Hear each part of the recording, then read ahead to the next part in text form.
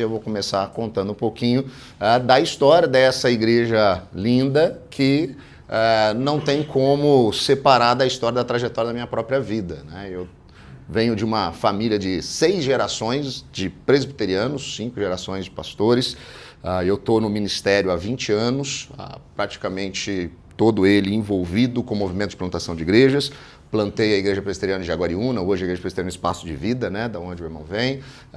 Tive envolvido na plantação de um dos campos da Igreja Presbiteriana Chácara Primavera, que alguns irmãos aqui também participaram.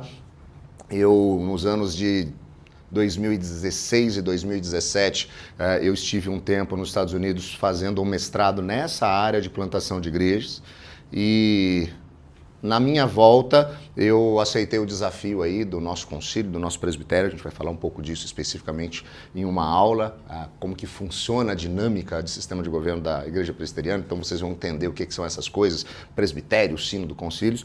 Mas fui desafiado a ajudar uma igreja, estava passando muito problema aqui na região, que era a igreja de Itatiba.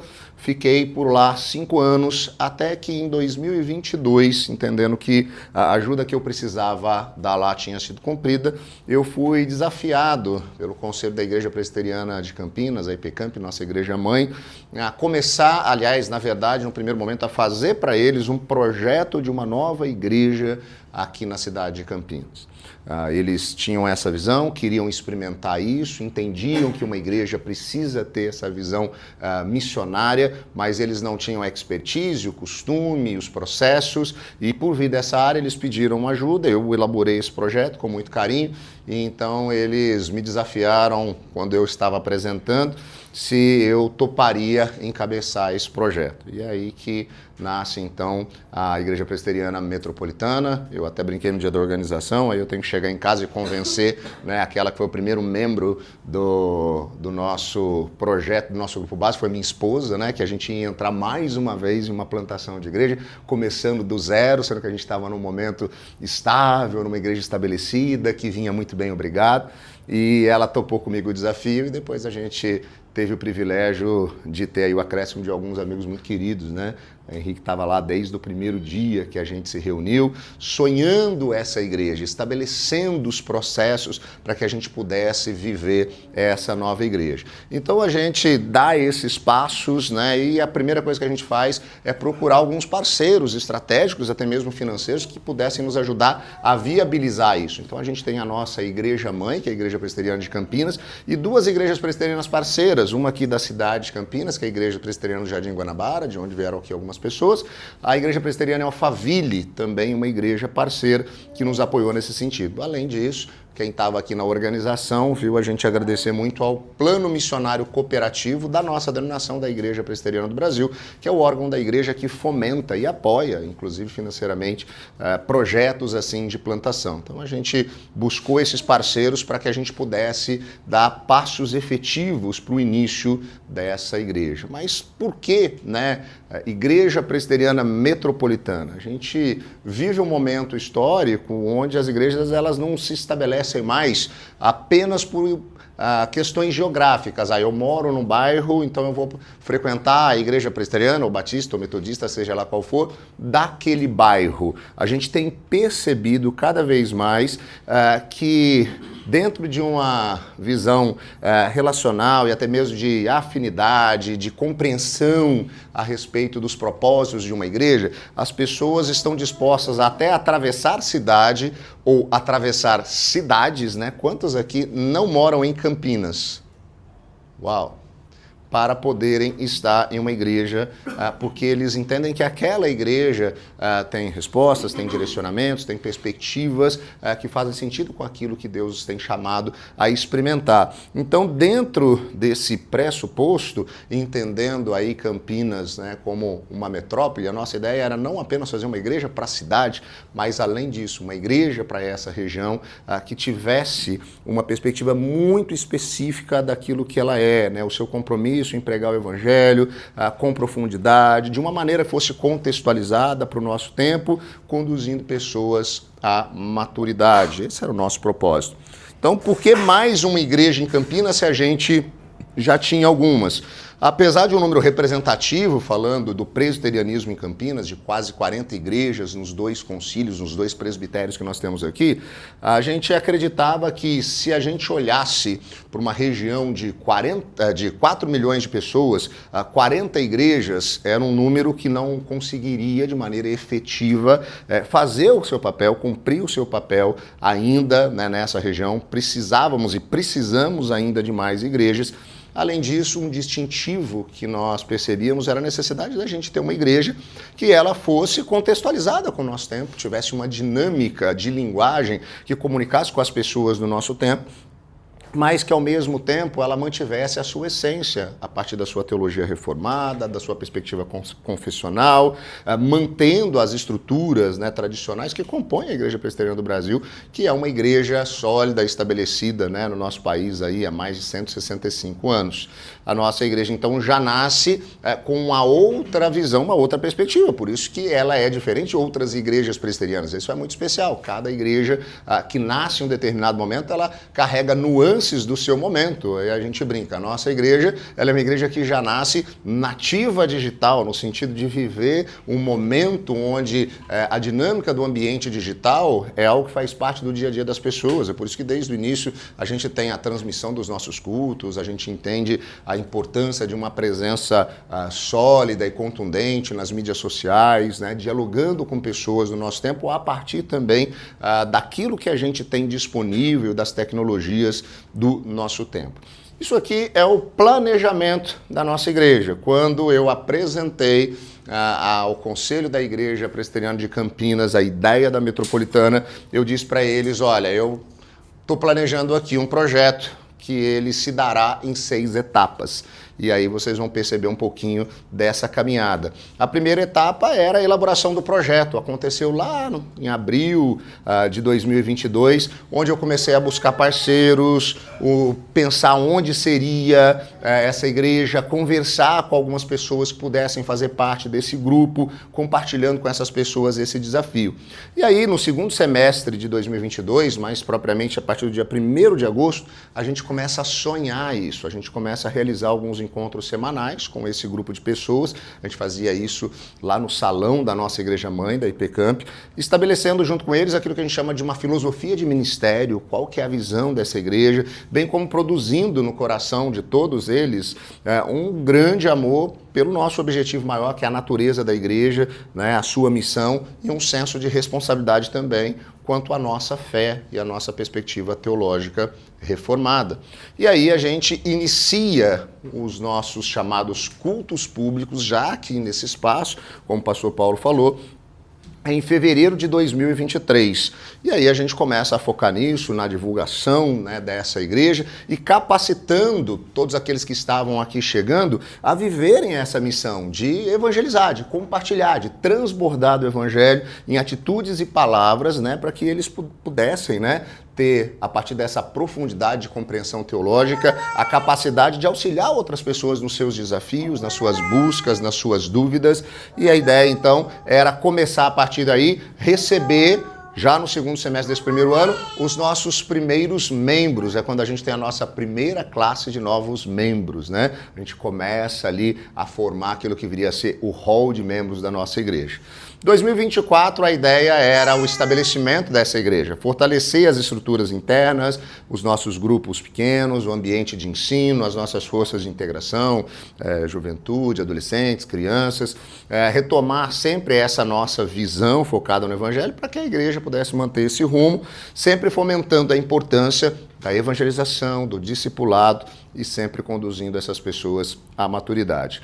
O ano de 2025, que é o ano que a gente está, seria o ano para alguns ajustes necessários, né, para que essa igreja pudesse cada vez mais manter os seus valores e a preparação, né, de homens que fossem capazes de ajudar aí na liderança, o nosso oficialato, presbíteros e diáconos. E o interessante é que isso a gente precisou até adiantar um pouco já para o final do ano passado, porque logo no início do ano e não no final a gente já conseguiu aquilo que a gente almejava, que é o que a gente chama da organização da igreja. Ela deixa de depender da sua igreja mãe, seja no aspecto financeiro, estratégico, burocrático, e ela passa a andar como uma igreja não independente, porque nós somos uma igreja que é federada, uma denominação, mas uma igreja madura, uma igreja emancipada, uma igreja que consegue, a partir dos seus próprios recursos internos, humanos e financeiros, sobreviver e não apenas isso, cumprir o seu papel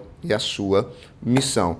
E aí a perspectiva que segue, o Paulo até já apresentou o Felipe, é que nós entendemos que uma igreja, ela só de fato está plantada quando a gente começa a sonhar a plantação de novas igrejas. Então é exatamente isso que a gente está fazendo e entendendo também o papel de cada um dentro dessa estrutura, né? Não apenas plantando novas igrejas e cumprindo o nosso papel na missão e da evangelização assim, mas o nosso papel como discípulos e discípulas de Jesus em missão no mundo, entendendo a importância do envolvimento dos membros dessa igreja em projetos sociais que abençoam a região, apoiando, né, pessoas que estão cumprindo a sua missão, não apenas aqui, mas em todas as partes do mundo. Então essa é a dinâmica, esse foi o planejamento, esse foi o sonho da nossa igreja. Vocês vão perceber que uma palavra que a gente fala muito aqui, eu e o pastor Paulo, é essa previsibilidade. A gente trabalha muito com essa visão de projetos, sonhando. Nós entendemos que o Espírito Santo é quem faz isso acontecer, mas nós entendemos também que foi o próprio Jesus que disse que se a gente vai edificar uma casa ou a gente vai sair para uma batalha, a gente tem que estar preparado e planejado para isso. É exatamente o que a gente faz aqui na Metropolitana. A gente tem planejado, a gente tem pensado, a gente tem sonhado e as etapas vão sendo, né, desbloqueadas, né, a cada fase e a gente vai vendo Deus abençoando isso e esses planos se cumprindo e eu digo para vocês de uma maneira muito melhor, muito mais efetiva do que a gente poderia imaginar ou sonhar, porque Deus é poderoso para fazer infinitamente mais do que aquilo que a gente pode sequer pedir, pensar ou imaginar. A ideia da nossa igreja, você já deve ter percebido, é ser uma igreja simples. O que isso significa? Nós não temos uma estrutura de programações que ela é pesada. Talvez você tenha passado por igrejas ou vindo de igrejas onde você tinha uma grande quantidade de programações, de ministérios, e às vezes essas pessoas chegam aqui na nossa igreja e elas se frustram, porque elas pensam que a gente vai ter 418 ministérios, e isso não vai acontecer aqui na nossa igreja, e não é porque a gente era uma igreja em plantação, a gente é uma igreja nova, quando a gente for uma igreja velha, não, isso é uma visão da igreja. A igreja, desde o seu início, a partir da sua filosofia de ministério, ela entende que ela deve ser uma igreja simples, focada em alguns momentos específicos que são fundamentais para aquilo que a gente quer, que é conduzir discípulos e discípulas de Jesus à maturidade cristã. Então, para isso acontecer, nós entendemos que nós precisamos de 3 momentos. Nós precisamos de 3 momentos para fazer isso acontecer. Um deles é o momento que a gente chama de querigmático, proclamativo, de apresentação do Evangelho. É o momento em que a gente, enquanto comunidade, adora a Deus por tudo quanto aquilo que Ele é e o que Ele fez, e a gente, então, apresenta as boas novas do Evangelho para aqueles que não conhecem, possam conhecer, e para aqueles que conhecem, sejam fortalecidos, porque tudo aquilo que nós precisamos, independente do nosso tempo de igreja ou de fé, é do Evangelho. A compreensão de quem Deus é, de quem nós somos e o que Ele fez por nós em Cristo Jesus. Então, esse é o momento que vocês conhecem como nosso culto público, que todos os domingos, às 10h25, tem lá o seu início, né? Então, a nossa programação que a gente conhece como culto de adoração. Mas a gente entende que tem um outro momento muito importante, que é o momento de aprofundamento. Essas pessoas que ouvem o Evangelho e que são fortalecidas pelo Evangelho, agora vão ser aprofundadas no seu conhecimento, na sua fé, nesse rumo que elas estão à maturidade, por meio de olhar para as Escrituras Sagradas e, a partir dali, serem direcionadas àquilo que a Bíblia diz que nós devemos viver e como nós devemos viver, para que possamos entender alguns aspectos específicos de quem Deus é, de como Ele age, como que Ele faz as coisas. É por isso que a gente zela muito pela parte do ensino. Então, a nossa escola metropolitana, que tem, né, aulas tanto para os adultos, geralmente ali com o pastor Paulo, que é o professor nosso principal da classe dos adultos da escola metropolitana, ou mesmo nas outras faixas etárias, seja com os adolescentes aqui, com o seminarista Márcio, seja lá embaixo com as crianças, com o seminarista Jorge, a equipe dele, mas nós entendemos que esse é um momento imprescindível, nós não podemos abrir mão desse tempo de aprofundamento. Por quê? Porque nós corremos o risco de deixarmos isso para lá e ficarmos em uma superficialidade, sem um conhecimento mais efetivo sobre as Escrituras. Então isso é muito importante para a gente. Mas, pastor Rodrigo, você disse que eram 3 momentos, né? Qual que é o terceiro momento importante? É aquilo que nós chamamos de grupos de conexão. Se a gente tem o momento da proclamação do Evangelho no culto e do aprofundamento bíblico-teológico na nossa escola metropolitana, nós temos o nosso momento de comunhão e oração nos nossos grupos de conexão. E isso também é importante se falar, porque talvez você tenha vindo de alguma igreja que tinha alguma experiência de célula, de grupo ou de ajuntamento de pessoas, e nós temos inúmeros modelos que fazem isso acontecer, às vezes focado em uma perspectiva evangelística ou até mesmo no ensino. Na nossa igreja, os grupos de conexão, eles têm um propósito muito claro. Eles são grupos de conexão. Então, se você vai para o grupo achando que lá é o espaço onde você vai ter o aprofundamento bíblico, tirar ali todas as dúvidas que você tem sobre aquelas questões mais absurdas que você tem lá na sua cabeça sobre a Bíblia, do tipo, qual a classificação geológica da pedra que Davi usou para acertar a cabeça de Golias, né? Ou quem é a besta do Apocalipse, que você fica com a calculadora calculando, multiplicando, subtraindo para tentar descobrir. Não é ali o ambiente para isso, você não vai encontrar isso ali, porque o nosso ambiente do grupo de conexão é um ambiente onde a gente tem uma devocional, um momento de devoção, para que a gente possa exercitar a nossa espiritualidade, aprender a exercitar a nossa espiritualidade de maneira objetiva, e a gente tem um momento para orar uns pelos outros e criar conexão, comunhão uns com os outros. É a ideia do pastoreio mútuo. A nossa igreja, desde o início, entendia que se nós vamos ser uma igreja relevante, onde as pessoas vão chegar, e as pessoas estão chegando, seria impossível e até mesmo arrogante nós acharmos que uma pessoa seria capaz de cuidar das necessidades emocionais, espirituais, às vezes até físicas, de todas as pessoas dessa comunidade. Nós, pastores, não temos essa pretensão, né? Nós não somos a última bolachinha do pacote, a cartinha que Deus tinha na manga. Nós entendemos as nossas limitações, bem como aquilo que Deus tem nos chamado a vivenciar a partir da nossa vocação.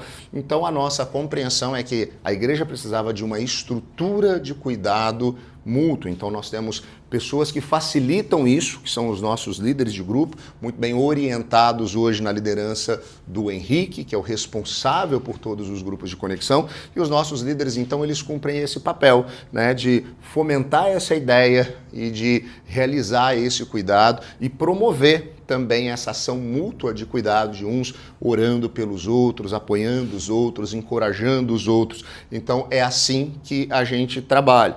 A gente tem alguns eventos esporádicos, sim, a gente pode falar sobre assuntos esporadicamente, isso é importante. Por quê? Porque a nossa igreja, além desses 3 momentos, nós temos ações para faixas etárias específicas que nós entendemos têm necessidades diferentes. Então nós temos ações específicas para as crianças, ações específicas para os adolescentes, ações específicas para a juventude.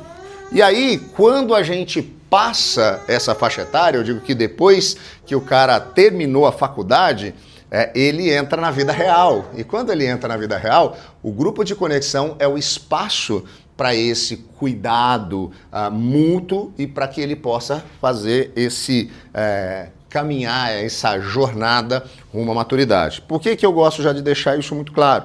Porque aí a gente também consegue responder algumas outras dúvidas que surgem. A gente não tem aqui ministérios específicos em algumas áreas, como ministério para homens, mulheres e casais? Não temos. Essa resposta é importante já vir no primeiro dia, porque algumas pessoas, eu sei, têm algumas experiências e trazem essas expectativas. Isso não significa, por exemplo, que nós não podemos ter um evento aqui pontual, onde esse evento traga uma palestra ou um momento de comunhão às famílias e aos casais, ou às mulheres, como a gente faz aqui em alguns momentos, ou aos homens. A grande questão é, nós não vamos ter a sua agenda preenchida toda semana por mais alguma coisa, porque nós entendemos que se você está vivendo esses 3 momentos, o momento da proclamação, onde a gente ouve o evangelho e adora a Deus, o momento do aprofundamento teológico, o momento do cuidado mútuo, você está preparado agora para colocar isso em ação na sua família, no seu trabalho e aonde você está. A gente não quer encher a sua agenda de 800 mil programações para deixar você entretido, mas incapaz de cumprir a sua própria missão. Então, essa é a nossa visão. Então, nós não temos excesso de programação, nós temos programações estabelecidas, bem focadas, que são percebidas que devem ser feitas com excelência, e temos sim, a partir das necessidades, demandas que surgem, eventos que atendem algumas necessidades específicas, mas eles acontecem esporadicamente, tá bom? Esse é um versículo que tem nos acompanhado, até que todos alcancemos a unidade da fé, do conhecimento do Filho de Deus e cheguemos à maturidade, atingindo a medida da plenitude de Cristo. Está lá em Efésios 4:13, e é o que vocês vão sempre ouvir a gente falando aqui. O propósito dessa igreja é ajudar cada um de vocês nessa jornada que Deus tem preparado para vocês rumo à maturidade.